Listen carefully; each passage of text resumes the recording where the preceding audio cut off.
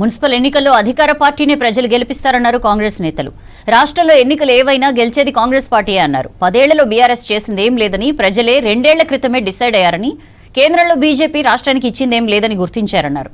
85% పైగా మున్సిపాలిటీలను తాము గెలుస్తామన్నారు హస్తం నేతలు.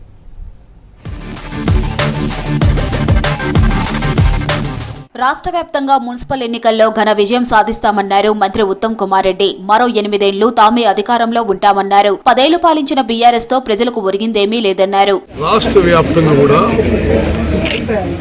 కాంగ్రెస్ పార్టీ పరిపాలనపై చాలా స్పష్టమైన ఒక పాజిటివ్ అట్మాస్ఫియర్ ఉంది. ప్రతిపక్షాలు గత కొన్ని రోజులుగా కొన్ని వారాలుగా మాట్లాడేదన్నీ కూడా అబద్ధాలని చెప్పి రాష్ట్రంలో మున్సిపల్ ఓటర్లు చాలా స్పష్టమైన తీర్పు ఇవ్వబోతున్నారు. మున్సిపల్ ఎన్నికల్లో 85% పైగా మున్సిపాలిటీలను కాంగ్రెస్ గెలుస్తుందన్నారు మంత్రి వివేక్ వెంకటస్వామి. గత ప్రభుత్వంలో పోలీసులను వాడుకొని ఇష్టారాజ్యంగా ఎన్నికలు నిర్వహించిందన్నారు. టీఆర్ఎస్ టైంలో ఎట్లయితే చాలా మందిని విడ్రా చేయించడం, పోలీస్ ని వాడుకొని అభ్యర్థులను లేకుండా యునానిమస్ చేసిన సంగతి చాలా మందికి తెలుసు. కానీ ఈసారి ప్రజాపాలన ఎలక్షన్స్ జరుగుతున్నాయి. ఈ ఎలక్షన్స్లో కాంగ్రెస్ పార్టీ అధిక మెజారిటీతో 85% వరకు మున్సిపాలిటీస్ స్వీప్ చేస్తుంది. రాష్ట్రంలో 75% మున్సిపాలిటీల్లో కాంగ్రెస్ విజయం సాధిస్తుందన్నారు మంత్రి జూపల్లి కృష్ణారావు. ఉమ్మడి పాలమూరు జిల్లాలో అన్ని మున్సిపాలిటీలు కాంగ్రెస్ పార్టీ కైవసం చేసుకుంటుందన్నారు. 70% మున్సిపల్ సీట్లు కాంగ్రెస్ కైవసం కాబోతా ఉన్నాయి.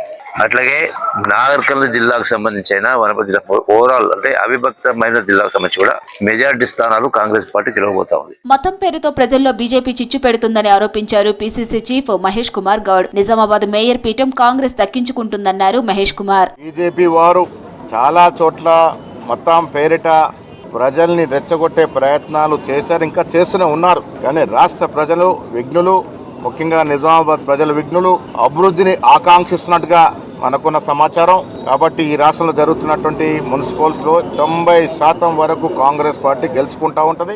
అమెరికాతో కేంద్రం కుదుర్చుకున్న ట్రేడ్ డీల్ విధానాలను రాహుల్ గాంధీ పార్లమెంటు వేదికగా ఎండగట్టారన్నారు Peddapalli MP Vamshi Krishna. America president Trump కొనసాగతో భారత్ ను శాసిస్తున్నారని ఆరోపించారు. మోదీ తప్పుడు నిర్ణయాలపై కాంగ్రెస్ పోరాటం కొనసాగుతుందని స్పష్టం చేశారు ఎంపీ వంశీకృష్ణ. भाजपा पार्टी ने ये गवर्नमेंट ने भारत देश को भेज दिए, ट्रंप के हाथ में ड्राइविंग का हैंडल दे दिए और भारत सरकार जो है ट्रंप के इशारों में चल रहा है. This is what our LOP Rahul Gandhi raised today. He has told very clearly with evidence that the Modi government has surrendered to Trump. He has put the complete future. Greater Hyderabad ను 3 డివిజన్లుగా మారుస్తూ ప్రభుత్వ నిర్ణయాన్ని స్వాగతించారు MLC Addanki Dayakar. Hyderabad కు మంచి జరగటమే కాక దేశంలో అతిపెద్ద నగరంగా ఆవిర్భవించే ఛాన్స్ ఉందన్నారు. డీసెంట్రలైజేషన్ కావడంతో ప్రజా సమస్యలు త్వరగా పరిష్కారం అవుతాయన్నారు అద్దంకి దయాకర్. గ్రేటర్ హైదరాబాద్ అనేది 3 విభాగాలుగా 3 డివిజన్స్ గా ఉండడం అనేది హైదరాబాద్ ప్రజలకు మంచి మేలు జరగబోతున్న పరిణామం. వేగవంతమైన అభివృద్ధికి మరో ఊతమిచ్చే విధంగా ముఖ్యమంత్రి గారి నిర్ణయం తీసుకోవడాన్ని మేమందరం కూడా స్వాగతిస్తున్నాం. పరిపాలనా సౌలభ్యం కోసం రాష్ట్ర ప్రభుత్వం 3 కార్పొరేషన్లుగా ఏర్పాటు చేయడాన్ని స్వాగతిస్తున్నామన్నారు ఎమ్మెల్యే దానం నాగేందర్. నగర సమగ్ర అభివృద్ధి లక్ష్యంగా రాష్ట్ర ప్రభుత్వం ముందుకు సాగుతుందని చెప్పారు.